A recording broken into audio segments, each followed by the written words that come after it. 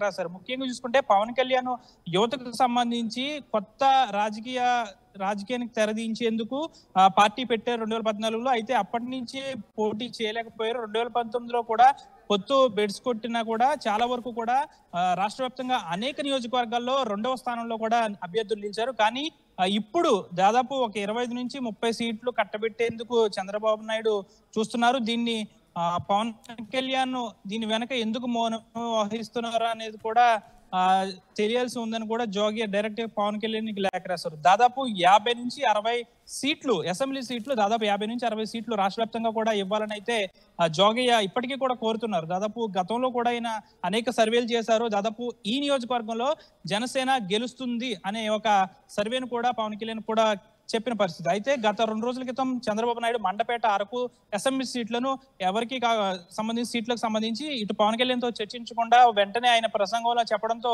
ఇక్కడ తొలి మెలిక అయితే వచ్చిందని చెప్పాలి. దీనికి పవన్ కళ్యాణ్ రివెంజ్ గా ఇటు రాజానగరం, తూర్పుగోదావరి జిల్లాలో రాజానగరం, రాజోలు ఈ నియోజకవర్గాన్ని వీలు కేటాయించారు. అయితే ఇక్కడ ఏమన్నా పొత్తు బెడిసి కొడుతుందనే వ్యూహాలు కూడా కనిపిస్తున్నాయి. దాదాపుగా కూడా 60 సీట్లు 50 నుంచి 60 సీట్ల మధ్య జనసేనకి ఇస్తేనే పొత్తు ఉండాలి, లేకపోతే ఒంటరిగా పవన్ కళ్యాణ్ పోటీ చేయడం బెటర్ అని కూడా జోగయ్య గతం నుంచి కూడా ఆరోపిస్తున్నారు. అయితే ఈ లేఖతో పవన్ కళ్యాణ్ ఇంకా ఏమి ఆలోచిస్తారో కూడా తెలియాల్సి ఉంది రోహిత్. అంటే ఇందులో జనసేన ఎదుగుదలకు టీడీపీ అడ్డమా అంటూ పదాలను పేర్కొన్నారు. అలాగే పవన్ కళ్యాణ్ పెద్ద మనసుతో సర్దుకుపోవడమే జనసేనకు ఇటువంటి పరిస్థితులు అంటూ కూడా ఆయన రాశారు. సో ఈ పదాలను ఏ విధంగా చూడాలి?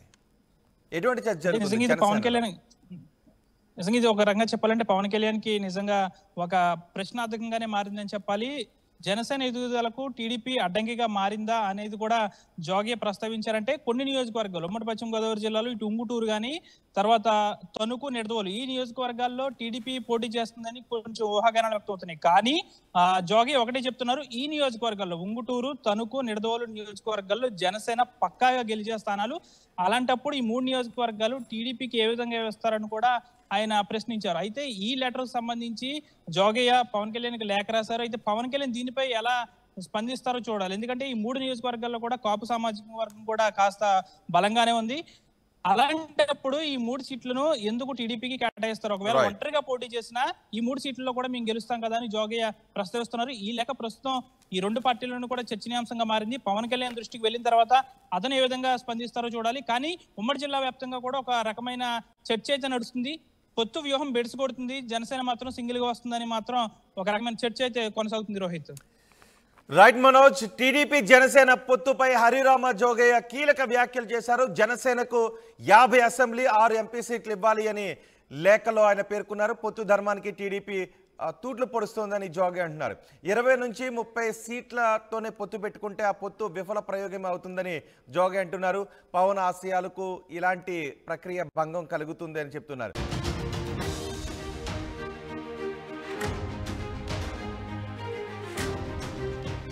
టీడీపీ జనసేన పొత్తుకు సంబంధించి హరిరామ జోగయ్య చేసిన కీలక వ్యాఖ్యలకు సంబంధించిన బ్రేకింగ్ న్యూస్ చూస్తున్నాం. టీడీపీ జనసేన పొత్తుపై హరిరామ జోగయ్య కీలక వ్యాఖ్యలు చేశారు. జనసేనకు అసెంబ్లీ సీట్లు 50 సీట్లు ఇవ్వాలి, 6 ఎంపీ సీట్లు ఇవ్వాలి అని లేఖ రాశారు.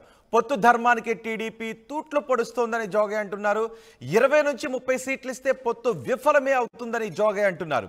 పవన్ ఆశయాలకు భంగం కలుగుతుందని జోగయ్య అభిప్రాయపడుతున్నారు. 2019లో ఓడిపోయిన జనసేన నేతలు పోటీకి సిద్ధంగా ఉన్నారు. ఈ ఎన్నికల్లో తమ లక్ను పరీక్షించుకోవాలని అనుకుంటూ ఉన్నారు. జనసేనకు తక్కువ సీట్లు ఇస్తే వారిని నిరాశపరిచినట్లే అవుతుందని జోగయ్య హరిరామ జోగయ్య రాసిన లెటర్ని మనం ఆర్టీవీ స్క్రీన్ పైన చూడొచ్చు. ఖచ్చితంగా టీడీపీ జనసేన పొత్తులో భాగంగా జనసేనకు 50 సీట్లు ఇవ్వాలని చెప్తున్నారు. 25 నుంచి 30 సీట్లతో సర్దుకుపోతే అది జనసేనకు నష్టం కలిగించే అవకాశమే ఉంటుంది అని ఆయన రాసిన లెటర్ను ఆర్టీవీ స్క్రీన్ పైన మనం చూడొచ్చు. ఇప్పుడు ఈ లెటర్ ఈ జనసేన వర్గాల్లో పెద్ద ఎత్తున చర్చనీయాంశమైంది. జనసేన టీడీపీ వర్గాల్లో ఈ లెటర్కు సంబంధించి మరింత సమాచారం మా ప్రతినిధి మనోజ్తో మాట్లాడదాం. మనోజ్, హరిరామ జోగయ్య రాసిన లెటర్పై టీడీపీ జనసేన పొత్తుకు సంబంధించి జనసేనకు 50 సీట్లైనా ఇవ్వాలి, జనసేనని 50 సీట్లైనా తీసుకోవాలి అంటూ ఆయన రాసిన ఈ విశ్లేషణపై లెటర్పై ఎటువంటి చర్చ జరుగుతోంది? గత కొన్ని రోజుల నుంచి కూడా ఉమ్మడి పశ్చిమ గోదావరి జిల్లా వ్యాప్తంగా కూడా జనసేనకి సంబంధించి ఎన్ని సీట్లు కేటాయిస్తారంటే దానిపైన చాలా ఉత్కంఠ అయితే నెలకొంది. ఎందుకంటే ఇటు వైసీపీకి సంబంధించి ఇప్పటికే చాలా నియోజకవర్గాలు